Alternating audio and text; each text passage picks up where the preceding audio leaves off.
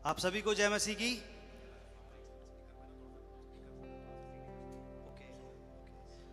सभी को जय मसीह की। मेरी ये गवाही है, मैं गवाही देना चाहता हूँ। प्रभु ने अपना रहम किया मुझ पर कि इस गवाही को एक बीमारी के जरिए मेरे जीवन में लेकर के आए। और अभी पिछले महीने की बात है, जब मुझे थोड़ी सी परेशानी होने लगी, मुझे गले में हैवीनेस और राइट साइड चेस्ट में हैवीनेस होने लगी। हालांकि वो पहले भी होती थी, मुझे पिछले 10-12 साल से ये परेशानी थी बीपी की, और मैं बीपी की दवाई खाता था।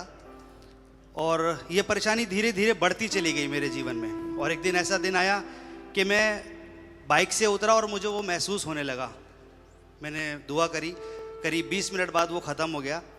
और उसके बाद नेक्स्ट अगले दिन जब मैं नहा करके निकला तो फिर मुझे गले में हैवीनेस होने लगी और सीने में भी जो है हैवीनेस होने लगी। और उसके बाद मैंने डॉक्टर से बात की तो उन्होंने मुझे मेडिसिन के लिए बोला। मैंने खाया और जाकर के थोड़ी देर बाद आराम हो गया। तो उन्होंने बोला कि भैया आप जो है किसी हार्ट वाले डॉक्टर को दिखाइए। और मैं गया अगले दिन मुरादाबाद, एक डॉक्टर हैं जानने वाले, तो उनको दिखाया मैंने जा कर के। और उन्होंने मेरा ईसीजी किया और ब्लड टेस्ट किए और मेरा इको भी किया।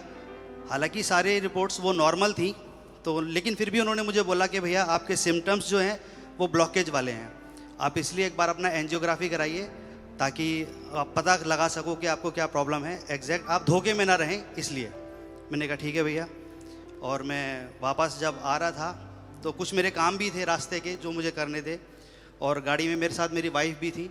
वो जब मैं काम करने गया तो वो गाड़ी में मैसेज सुनने लगी, और मैसेज जो था वो खुला नबी का माय न्यू मिनिस्ट्री। और ये तारीख थी 8 तारीख 8वां महीना 24। और उसमें 174 कोड से जो है नबी बोल रहे थे। और वहाँ अब्राहम के लिए, भाई अब्राहम के लिए बात चल रही थी, जो कि मेड़ा वहाँ पर बनाया गया था। और उस विषय में उस टाइम में वो सुन रही थी। और उन्होंने मुझे, जब मैं वापस लौट करके आया तो उन्होंने मुझे बताया कि वही आवाज़ जो भाई आशीष की सुनाई दी थी, गोग मागोग मेशेक तुबल, वैसे ही आवाज़ थी वो जब नबी बोल रहे थे उस टाइम पर।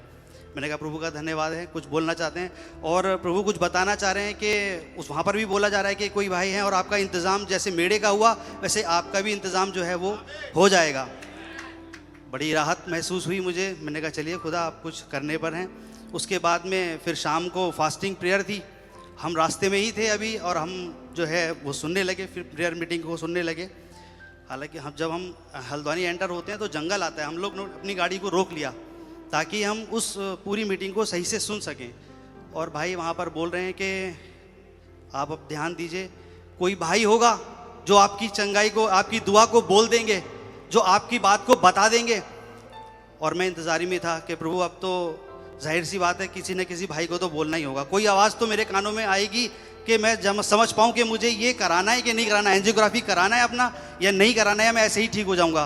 क्योंकि कुछ टाइम पहले मैंने कुछ देखा था, जब मैंने अपने लिए दुआ की तो मुझे 3 छेद ब्लैक कलर में बंद दिखाई दिए। मैं समझ गया कि हाँ मुझे ब्लॉकेज है, और ये तीनों बंद हैं।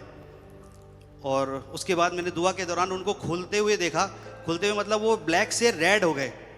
मैं समझ गया कि हाँ ये अब खुल चुके हैं। और ये बात हालांकि 3-4 महीने पुरानी थी, और ये मैंने अपनी वाइफ को बताई, भाई पास्टर प्रदीप को मैंने ये बात बताई कि मैंने भैया ऐसे ऐसे होता हुआ देखा। और मुझे दिक्कत तो थी, मुझे लगता भी था कि हाँ मुझे ब्लॉकेज होगी ही। उसके बाद में हमने अगले दिन भाई आशीष के साथ जब मैंने उनको बताया तो वो कहीं मीटिंग में थे, तो उन्होंने कहा भैया मैं रात को बात करूँगा 12 बजे के करीब। मैंने कहा ठीक है भैया मैं बात कर लूँगा रात को। जब रात को बात हुई तो मैंने उनको बताया अपनी परेशानी के बारे में। उन्होंने कहा भैया आपको कराना पड़ेगा, आप कराइए। मैंने कहा ठीक है। फिर वो बोले कि भैया इसमें कुछ होता नहीं है, कोई दिक्कत नहीं है, कोई परेशानी नहीं होती, मुझे भी कराना पड़ा था। मैंने कहा ठीक है भैया। उन्होंने बताया कि 1 महीने आराम करना पड़ेगा। मैंने कहा ठीक है। फ़ोन कट गया। फिर मैं सोचने लगा कि भैया ये भी हो सकता है कि कुछ ब्लॉकेज ही ना निकले, आप अगले दिन से काम करें, लेकिन आवाज़ आ रही है कि 1 महीने आराम करना पड़ेगा। तो मुझे लगा कि हाँ कुछ ना कुछ तो फिर ये तय है कि अब कुछ आराम ही करना पड़ेगा मुझे 1 महीने के लिए। और हम गए, हमने चेक कराया। हालांकि जब मैं जा रहा था तो मुझे बिल्कुल भी कोई फीलिंग नहीं थी, मुझे कोई परेशानी महसूस नहीं हो रही थी। और जो डॉक्टर्स थे और जो वहाँ पर जितने भी पेशेंट्स थे कराने वाले, उन सबसे बेटर मैं था। वो लग भी नहीं रहा था कि मैं अपना इस काम के लिए आया हूँ, एंजियोग्राफी कराने के लिए आया हूँ। और जब एंजियोग्राफी की गई तो मुझे तो कुछ पता नहीं था क्योंकि वो लोग कर रहे थे, लेकिन बाहर जो लोग थे, जो घर वाले बैठे थे, जब मैं बाहर निकला तो पता चला कि 3 स्टेंट डालने पड़े आपको, ब्लॉकेज बहुत ज़्यादा थी आपके। वही 3 जो मैंने देखे थे, जिनको मैंने ठीक होते देखा, वहाँ पर जाकर के वो क्लियर हो गया कि हाँ 3 आपको डल गए। मैंने कहा ठीक है। अब मैं बाहर आया और आने के बाद में जब बिल्कुल ठीक मुझे महसूस हुआ, मुझे कोई परेशानी नहीं थी। जब मैं घर आ गया, घर पे आने के बाद भी मैं बिल्कुल नॉर्मल था। हालांकि जब मैं बाहर आया तो मुझे खाने के लिए पूछा गया, मैंने बिरयानी मांगी। मैंने भैया मुझे बिरयानी दो, मुझे भूख लगी है उस टाइम पे। उन्होंने कहा नहीं नहीं अभी ऐसा नहीं कर सकते, आप आराम से हल्का कुछ खाना पीना खाइए। मैंने कहा ठीक है। और घर आने के बाद में भी मैं बिल्कुल बढ़िया था, लेकिन उसके बाद में जो मेरे साथ घटा वो ये हुआ कि मेरा भाई दुबई में था। जब उसको पता चला उसने मुझे कॉल की, मुझसे बोला भैया मैं आ जाता हूँ वापस, क्योंकि भारी सामान होता है, आपका काम भारी है, अकेले जाते हो, अकेले सफ़र करते हो, तो मैं आ जाता हूँ वापस। मुझे महसूस होने लगा कि मैं किस तरह से मैं बंध गया हूँ। इसका मतलब यानी एक परेशानी मुझ पर आ गई है। हालांकि उससे पहले मैं बिल्कुल ठीक हूँ, लेकिन ये बात, ये विचार मुझ पर अब हावी होने लगे कि मैं किसी दिक्कत में फंस गया हूँ। और मैं उस दिन मैं खाना भी नहीं खा पाया और मैं आकर के अंदर कमरे में लेट गया और मैं दुआ करने लगा। मैंने कहा खुदा आपने तो बातें की हैं, अपने लोगों से, नबी से बातें की हैं, और उस टाइम पे जिन लोगों को आपने चंगाई देना चाहिए उनसे भी बातें की हैं। खुदा मैं ऐसे कैसे रह सकता हूँ? हालांकि मैं कुछ बातें तो भाई अच्छी से सुन चुका हूँ, और कुछ जो अब मैं फंसा हूँ, अब परेशानी में हूँ, वो मैं कैसे सुनूँ, किस तरह से करूँ? बस मैंने अपना फ़ोन उठा लिया, और फ़ोन उठाने के बाद जैसे ही मैंने मैसेज टेबल को खोला, वहाँ पर मैसेज खुला फेथ द सब्सटेंस, और उसमें 46 पैरा था जिसमें लिखा था keep your heart towards God.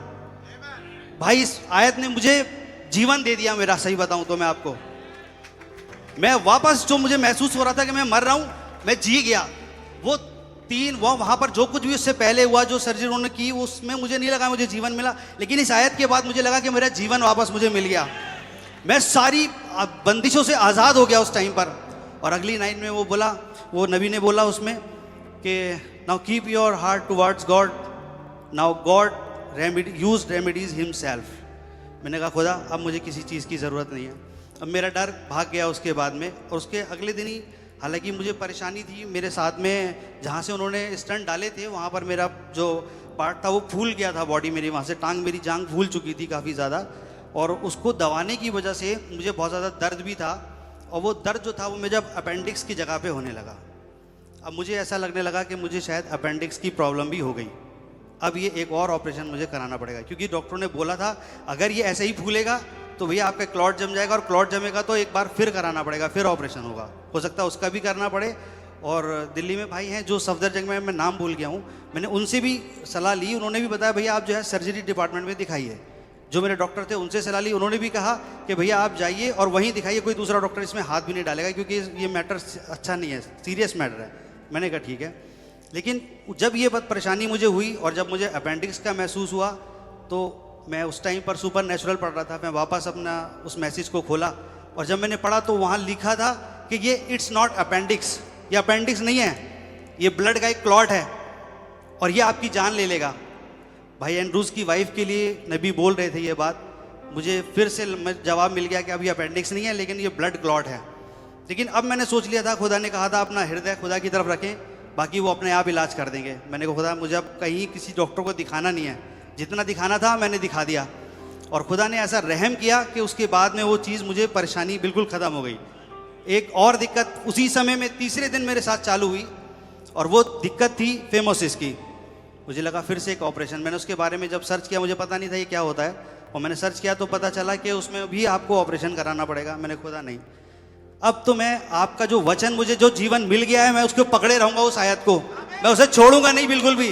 खुदा आपने इलाज कर दिया मेरा, मैं जानता हूं मुझे अब कोई बीमारी पकड़ नहीं सकती। और मैंने उसके बाद यही फैसला लिया, और मैंने किसी को दिखाया नहीं। और अगले दिन जो रिजल्ट आया, मैं बिल्कुल नॉर्मल था एकदम, बिल्कुल किसी तरह की दिक्कत नहीं थी मेरे साथ में।